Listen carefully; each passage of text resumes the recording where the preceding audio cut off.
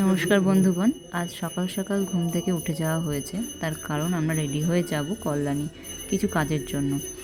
সব ব্যাগপত্র গুছিয়ে নিয়ে গাড়ি চেপে আমরা বেরিয়ে পড়েছিলাম কল্যাণী যাওয়ার উদ্দেশ্যে। সেখানে আমার ভাইকে দীক্ষা দেওয়ার উদ্দেশ্যে যাওয়া হয়েছিল। যাওয়ার পথেও কিছু কেনাকাটা বাকি ছিল বলে মাঝপথে নেমে ফল, মিষ্টি, পনির এইসব নিয়ে যাওয়া হয়েছিল বাবার গোসাই বাড়িতে, যেখানে ভাইকে দীক্ষা দেবে। দীক্ষা, যার অর্থ হলো গুরুর কাছ থেকে পবিত্র মন্ত্র গ্রহণ করা আর সেই ব্রত শীর্ষকে পালন করা। ভাইয়ের মন শান্ত রাখার জন্য বাবা মা দুজনেই সিদ্ধান্তটা নেয়। তো ভাইয়ের উদ্দেশ্যে আমরা পৌঁছে গেছিলাম কল্যাণীতে।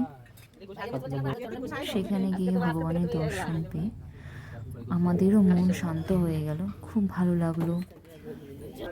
সবার সাথে ঘুরে কথা বলে প্রসাদ নিয়ে শেষে আমরা আবার বাড়ি ফিরে এসেছি।